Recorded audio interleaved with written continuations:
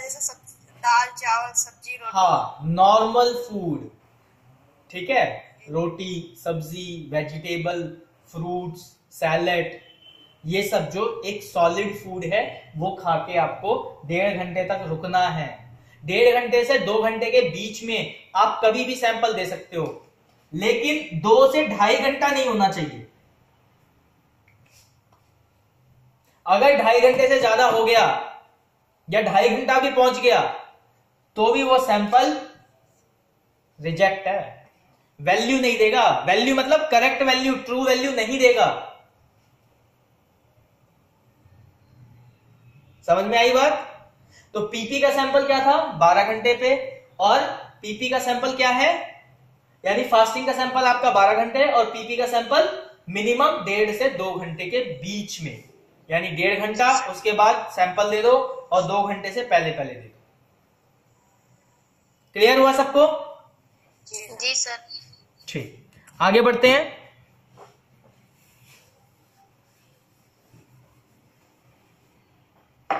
बात करते हैं HbA1c की। तो HbA1c कितने महीने की शुगर हिस्ट्री बताता है?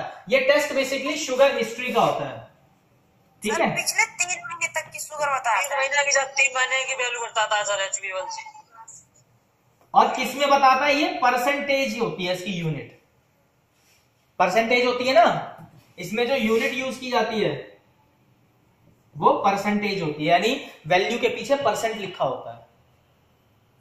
क्लियर है?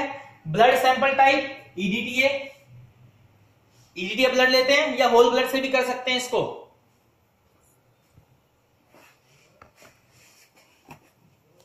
हाँ जी विनीत जी बताएं। सर दोबारा बताना क्वेश्चन। ईडीटीए ब्लड से सैंपल इसका टेस्ट लगाएंगे या होल ब्लड से भी सैंपल लिया डायरेक्ट लगा दिया, ऐसा भी कुछ है सिस्टम? सर ये हमने लगाया तो है नहीं सर, कलेक्शन। ठीक है, इसका जो ब्लड सैंपल टाइप है ईडीटीए से लेते हैं। करेक्ट, सही बोल रहे हैं बिल्कुल आसिफ अली, ईडीटीए सैंपल होता है इसका। और ईडीटीए की फुल फॉर्म क्या है आसिफ, जरा एक बार बताएंगे? ईडीटीए की फुल फॉर्म अब नहीं बोलेगा ये लड़का। आसिफ अली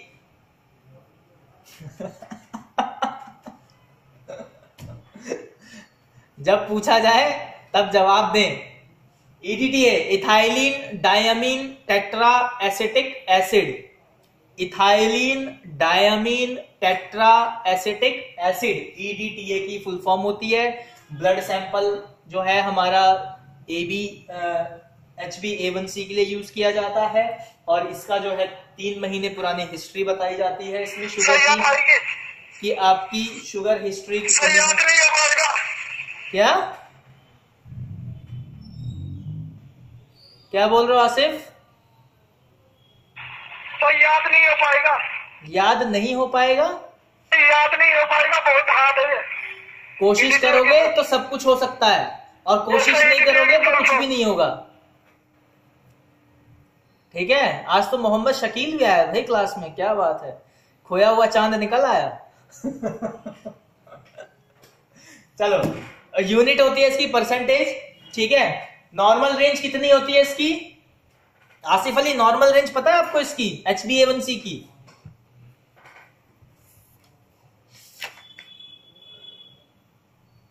आसिफ अली नहीं पता। इधर से विनीत जी सर नहीं पता। HbA1c की normal range? Normal range sir ध्यान नहीं रही है सर। 300 रुपए सर, 3 to 6 नॉर्मल रेंज होता है। हैं? कौन बोला? 3 to 6 नॉर्मल रेंज। 3 to 6। अरे सब लोग चुप रहो भाई, शकील कुछ बोल रहा है, बड़े दिनों बाद आया है ये। हाँ भाई यही बोल रहे हो शकील जी? जी हैं? जी ठीक है, वैसे मैं बता देता हूं 4% से लेके 6% तक की आपकी नॉर्मल रेंज होती है। अब ये भी डिपेंड करती है अलग अलग रिएजेंट के बेसिस पे ही कि किसी में आपको 1-2% का वेरिएशन मिल जाएगा, लेकिन आपकी जो अगर HbA1c की रिपोर्ट इस नॉर्मल रेंज के या जो भी गिवन नॉर्मल रेंज है, आइदर वो 3 से 6 हो या 4 से 7, सॉरी मिस्टेकन, 4 से 7 हो, 4 से 7 ठीक है। तो इन दोनों के बीच में क्या कह रहे हैं शकील आप? सर 4 से 7 ज्यादा हो जाता है सर, 3 to 6 होता है जी। 7 होगा तो शुगर 200 हो जाता है सर, तो उसका एवरेज जो निकलती है वो। अब मैं कुछ बात बोलूं, सुनेंगे? जी सर। हाँ, तो माइक म्यूट करें और सुने ध्यान से। जो नॉर्मल रेंज है, चाहे वो 3 से 6 की दी हो रिएजेंट में, चाहे वो 4 से 7 की दी हो रिएजेंट में, चाहे वो 4.5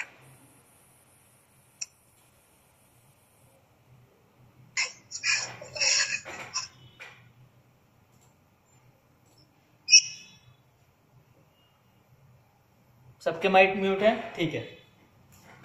चाहे वो 3 से 6 दी हो, चाहे वो 4 से 7 दी हो, चाहे वो 5 से 6 दी हो, चाहे वो 4.5 से 5.7 दी हो, अब ये जो नॉर्मल रेंज लाई कर रही है ये रिएजेंट पे डायरेक्टली प्रोपोर्शनल है। और रिएजेंट किससे वर्क करता है? आपका सैंपल की कंसंट्रेशन और आपका रिएजेंट की कंसंट्रेशन, इससे लाई करेगा, ठीक है। तो नॉर्मल रेंज में कोई डिफरेंस। शकील अपना माइक म्यूट रखें बेटा, अभी माइक म्यूट रखें वरना आवाज कोलैप्स होती है। ठीक है सर।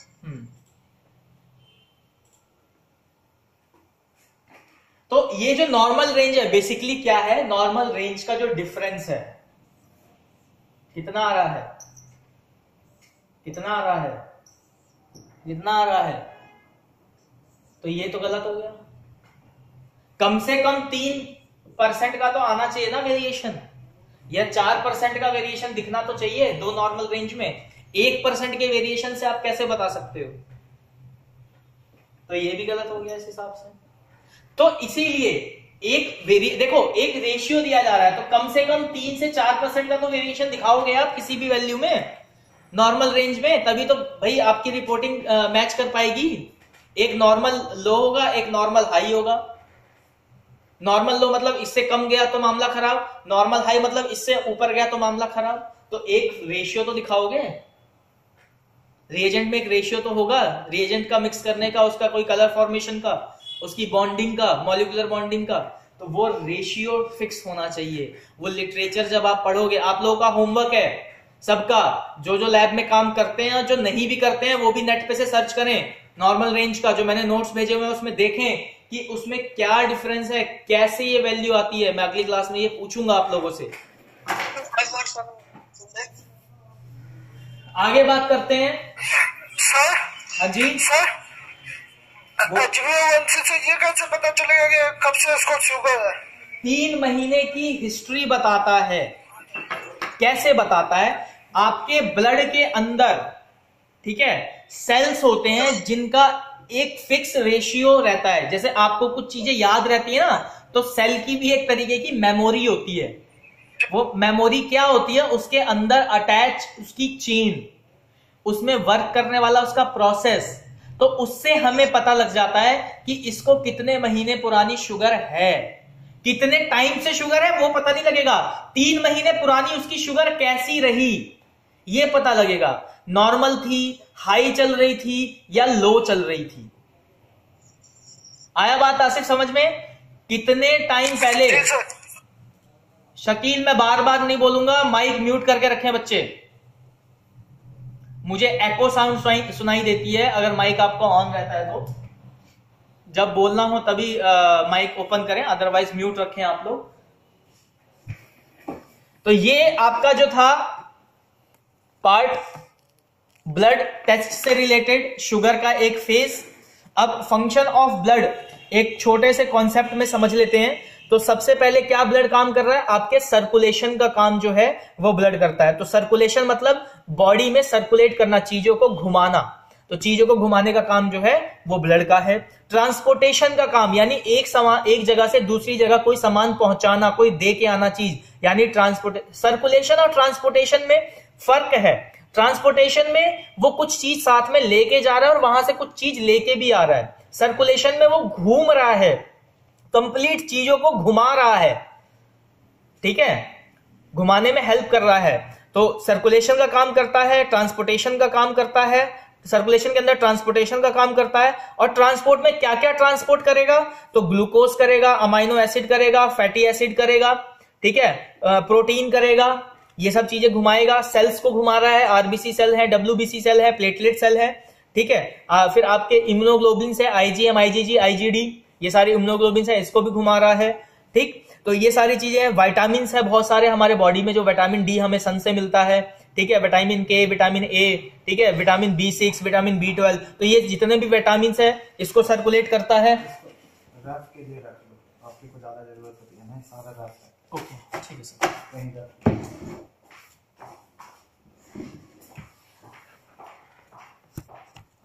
तो ये आपके ट्रांसपोर्टेशन का काम हो गया। अब मेंटेन करता है हमारी बॉडी में। ब्लड क्या है, ट्रांसपोर्टेशन कर रहा है, इसका मतलब ट्रांसपोर्टेशन के साथ साथ क्या कर रहा है, वो मेंटेन भी कर रहा है कुछ चीजों को। तो क्या क्या मेंटेन करेगा भाई, आप दौड़ते हो, ठीक है, दौड़ते हो तो पैरों का सबसे ज्यादा यूज होता है, तो पैर तो बहुत गर्म हो जाने चाहिए। वो नॉर्मल कैसे रहते हैं, उनका टेम्परेचर नॉर्मल कैसे रहता है एक फिक्स टाइम पीरियड के लिए। आपकी पूरी बॉडी का टेम्परेचर क्यों बढ़ता है जब आप दौड़ते हो, तो आपको पसीने क्यों आते हैं, वो ब्लड की वजह से आते हैं। ब्लड क्या करता है, पैरों की गर्मी पूरी बॉडी में सर्कुलेट कर देता है, यानी टेम्परेचर को मेंटेन करने का काम भी आपका ब्लड ही कर रहा है। क्लियर हो गया। आप गर्मी में कैप पहन लो, सबसे पहले माथे पे पसीना आएगा, या ठंड में भी आपने कैप पहन लिया बिल्कुल और कमरे में बैठ गए तो हल्के हल्के पसीने आने लगते हैं माथे से। क्यों, क्योंकि वो ज्यादा टेम्परेचर गर्म हो रहा है। ब्लड क्या कर रहा है, बार बार वहां जा रहा है, वाटर का स्प्रेड कर रहा है। वाटर स्प्रेड मतलब वहां वाटर छोड़ के आ रहा है, तो आपके स्वेटिंग्स आ रही है कि टेम्परेचर नॉर्मल रहे बॉडी का, ठीक है। तो ब्लड टेम्परेचर मेंटेनेंस का भी काम करता है। अब हमारी बॉडी में एक एसिड है, हम खा रहे हैं, एसिड भी तो खाते हैं भाई। मिर्च में क्या है, एसिड है। लेमन में क्या है, एक तरीके का एसिड है। हमारी पेट में HCl बन रहा है, सबसे कंसेंट्रेटेड एसिड है। तो पीएच लेवल भी ब्लड का बढ़ सकता है, कम हो सकता है, तो उसको भी मेंटेन करना है भाई। हमारा किडनी है, क्या करता है, फिल्टर करता है, फिल्ट्रेशन का काम करता है ना, तो वहां पे एसिड लेवल बहुत ज्यादा बढ़ जाएगा। या ब्लड में जो टॉक्सिक चीजें निकल रही हैं, अलग अलग बॉडी पार्ट से जो टॉक्सिक चीजें निकल रही हैं, वो वहीं जमा होती रहेगी, तो क्या होगा, एक फिक्स जगह का एसिडिक लेवल बढ़ जाएगा। जैसे आप ये ट्रैफिक देख लो, रेड लाइट पे क्या होता है, सारी गाड़ियां रुक जाती हैं, तो ट्रैफिक बढ़ जाता है ना, वहां 1 घंटे तक गाड़ियां रुकी रहे, पॉल्यूशन लेवल भी बढ़ जाएगा उस पर्टिकुलर एरिया का। तो क्या होगा, वहां एरिया वो खराब होने लगा। तो वो खराब ना हो, हमारी बॉडी में भी ऐसे ही कोई एरिया खराब ना हो। अगर कोई टॉक्सिक चीज रिलीज कर रहा है, कोई पीएच एसिडिक चीज रिलीज हो रही है हमारे बॉडी में वेस्टेज के फॉर्म में, तो उसको भी मेंटेन करने का काम हमारा ब्लड ही करता है। अच्छा, एक और चीज, ब्लड का पीएच, पीएच ऑफ ब्लड की बात करें तो पीएच ऑफ ब्लड कितना होता है, 7.4 7.4 या 7, ये भी आप कह सकते हो। तो 7.3 से 7.4 जो रेंज है, 7.3 से 7.4 के बीच में लाई करती है। 3.5 हो सकती है, 4.5 हो सकती है, 3.6 हो सकती है, 4.6 हो सकती है, लेकिन पॉइंट में ही डिफरेंस रहता है उसका, 0.1 का ही डिफरेंस रहेगा, न्यूट्रल, ठीक है। और हमारा नॉर्मल पीएच भी क्या होता है, 7 होता है, 7 ही होता है ना। अगर इससे ऊपर गया तो एसिडिक और इससे नीचे आया तो बेसिक। सही बोल रहा हूं, अगर 7 से ऊपर जा रही है वैल्यू, यानी 1 2 3 4 5 6, तो यहां तक की वैल्यू क्या हुआ, एसिड में चला गया। 7 क्या हो गया, न्यूट्रल हो गया। और 8 9 10 11 12 13 14 सो ऑन, ठीक है, ये क्या हुआ, आपका बेसिक हो गया। क्लियर हो गया। तो 7 से ऊपर है तो एसिडिक है, 7 से नीचे है तो बेसिक है। अब बात करते हैं कोगुलेशन में, कि भाई ब्लड कोगुलेशन में भी हेल्प करता है। तो कैसे करेगा कोगुलेशन में, फंक्शन ऑफ ब्लड के बारे में बता रहा हूं अभी, ठीक है। हमारा चल रहा है फंक्शन पार्ट चल रहा है ब्लड का। अभी तक आपने कुछ एक बेसिक टेस्ट पढ़ लिया, जो शुगर का हमने एग्जांपल लेके पढ़ा, ऐसे ही हम ऐसे धीरे धीरे कोई टेस्ट साथ में डेली पढ़ते रहेंगे। अब फंक्शन ऑफ ब्लड में सबसे पहले क्या क्या किया, ट्रांसपोर्टेशन का किया, पीएच मेंटेन का कर दिया, वाटर बैलेंस का कर दिया, ठीक है, और क्या किया, गैस को भी मेंटेन कर दिया, बॉडी में ऑक्सीजन और CO2 मेंटेन करता है ना भाई, ये दो चीज भी तो मेंटेन ही करता है, ब्लड के थ्रू ही मेंटेन होती है। अब क्या हो गया, कोगुलेशन। कोगुलेशन कैसे मेंटेन करता है, तो हमारा जो क्लॉटिंग है, क्लॉटिंग में कौन सा सेल सबसे ज्यादा मेजर रोल प्ले करता है, प्लेटलेट। प्लेटलेट वो सेल है जो कोगुलेशन में सबसे ज्यादा मेजर इंपॉर्टेंट रोल परफॉर्म करता है, और डेंगू में प्लेटलेट कम होने की वजह से ही पर्सन डेड कर जाता है। होता क्या है, इंटरनली कोई चोट लग गई मसल वगैरह में या कोई इंजरी हो गई तो क्लॉटिंग नहीं हो पाती है, तो ब्लड पूरे बॉडी सेल्स में फैलने लगता है, और उसकी कमी होने की वजह से, ब्लड की कमी होने की वजह से इंसान की डेथ हो जाती है। प्लेटलेट वैल्यू ये मेजर रोल प्ले करता है वहां पे। तो क्लॉटिंग में प्लेटलेट वैल्यू जो है वो मेंटेन करनी होती है, ठीक है, जो हमारा नॉर्मल प्लेटलेट है डेंगू में उसे मेंटेन करके रखना होता है। तो ये ब्लड के अंदर ही है भाई, ब्लड में सेल बताया था ना, तीसरा जो सेल था हमारा वो क्या था, प्लेटलेट था, तो वो भी ब्लड के थ्रू घूम रहा है, तो ये हमारा कोगुलेशन में भी हेल्प कर रहा है, ठीक है। अब ब्लड के अंदर क्या है, हीमोग्लोबिन है, हीमोग्लोबिन में क्या है, आयरन है, फॉलिक एसिड है, तो हर चीज जो हमारे सेल के साथ अटैच है वो सारा मेंटेन करता है हमारा ब्लड। तो फंक्शन ऑफ ब्लड में ये सारी चीजें आ जाएंगी। इतना क्लियर हो गया, इतना क्लियर हुआ आप लोगों को? चलो आज की क्लास यहीं पे वाइंड अप करते हैं, ठीक है। उम्मीद करता हूं कि आप लोगों को आज की क्लास में मजा आया होगा। वीडियो आज सिर्फ 2 पार्ट में डिवाइड की गई है, ठीक है, थोड़ा एक इश्यू आ गया था, कैमरे में बंद हो गई थी वीडियो, तो 2 पार्ट में आपकी ये क्लास के लेक्चर की वीडियो है। दोबारा सुनना चाहें तो यूट्यूब आप लोगों ने उम्मीद करता हूं कि सब्सक्राइब कर लिया होगा, दोनों चैनल को भी। आपका जो समा का चैनल है उसको भी सब्सक्राइब कर ले, साथ ही साथ में जो मेरा वाला चैनल है उसको भी कर ले, क्योंकि इंस्ट्रूमेंटेशन कुछ स्पेसिफिक लेक्चर में अपने पर्सनल जो अकाउंट है उस पर भी देता रहूंगा, और साथ ही साथ में आपको आपका जो कॉलेज का यूट्यूब अकाउंट है उसमें भी आपको मिलता रहेगा। नोट्स आपको 2 फॉर्मेट में मिलेंगे। एक बार मैं फिर आपको नोट्स फॉर्मेट दिखा दे रहा हूं। आरबीसी का मैंने अभी आपको नोट्स भेजा हुआ है, जो ब्लड का अभी मैंने पढ़ाया है वो यहाँ ये नोट्स हैं, तो इसकी आपको पीडीएफ फॉर्मेट मिल जाएगा। आप आराम से इसको देख के अपने नोट्स बना सकते हैं। जिसने ब्लड पहले से पढ़ा, सॉरी मिल गया, अभी भेजा ही नहीं, मिल क्या गया? आरबीसी का तो मिल गया, उसमें आरबीसी का बेटा पहले पूरी बात सुनो फिर बीच में बोलो, ठीक है। जो आपका आरबीसी का मैंने भेजा हुआ है वो गूगल मीट में भेजा हुआ है, और जो मैं अभी फॉर्मेट पढ़ा रहा हूं मैं हमेशा 2 टाइप के नोट्स आपको भेज रहा हूं। तो ये जो सेकंड टाइप नोट्स हैं वो ये बुकलेट के नोट्स हैं, इसमें हाईलाइट करके भेज रहा हूं। तो 2 लैंग्वेज आपको मिल जाएगा, जिस लैंग्वेज से आपको ईजी लगता है आप उस लैंग्वेज से पढ़ सकते हैं। किसी को कुछ पूछना है आज की क्लास में तो अभी पूछ सकता है, नहीं तो फिर अब हम क्लास वाइंड अप कर रहे हैं। 5 मिनट का टाइम दे रहा हूं, किसी को कुछ पूछना है, कुछ सोच के कोई क्वेश्चन है तो क्वेरी है कुछ पूछ सकते हो। सर हिंदी में लैंग्वेज हिंदी में है सर? सॉरी हिंदी में नोट्स तो नहीं होंगे, बट ये जो मैं पढ़ा रहा हूं हिंदी में ये है। बाकी एक मैं कोशिश करूंगा जब आपकी सारी क्लासेस कवर अप हो जाएंगी तो हर एक पीडीएफ की एक हिंदी में एक्सप्लेनेशन की मैं वीडियो डालूंगा। जो मैं पीडीएफ आपको भेज रहा हूं वो यूट्यूब के लिंक पे रहेगी, तो आप वो वीडियो देख के उस टॉपिक को समझ पाएंगे। वो अभी नहीं हो पाएगा, वो कुछ टाइम बाद ये चीज शुरू की जाएगी, ठीक है। जिसमें जो मैं आपको पीडीएफ भेज रहा हूं वो पर्टिकुलर पीडीएफ आपकी एक वीडियो फॉर्मेट में बनेगी, जिसमें उस पीडीएफ का एक्सप्लेनेशन होगा, जिसे मैं कोशिश करूंगा कि मैक्सिमम से मैक्सिमम हिंदी लैंग्वेज में एक्सप्लेन कर सकूं। लेकिन जो टर्मिनोलॉजी है वो मैं अवॉइड करूंगा हिंदी में बोलना। उसका रीजन है कि आपको जो मार्क्स मिलते हैं वो हिंदी में लिखने पे नहीं मिलेंगे, क्योंकि आपका कोर्स ही इंग्लिश में है। तो आप भी कोशिश कीजिए कि कुछ इंग्लिश टर्मिनोलॉजी आप याद कर पाएं और उसी को समझें। कोशिश ये रहेगी वीडियो में कि आपको मैक्सिमम से मैक्सिमम मैं हिंदी यूज कर सकूं, और जहां टर्मिनोलॉजी की बात आएगी वहां मैं पहले ही क्लियर कर रहा हूं कि टर्मिनोलॉजी का पार्ट मैं अवॉइड करूंगा हिंदी में एक्सप्लेन करना। उसका रीजन है कि आपका कोर्स करिकुलम जो है वो इंग्लिश फॉर्मेट में है। किसी को और कुछ पूछना है? विनीत आपको कुछ पूछना है? No sir. अंजलि, प्रिया, आसिफ, शकील, आशा, किसी को कुछ पूछना है? नहीं सर। ठीक है, चलो आज की क्लास यहीं करते हैं। Thank you and enjoy the day. और कल हॉलीडे है, बाकी लोग भी अपना एंजॉय करो। Thank you.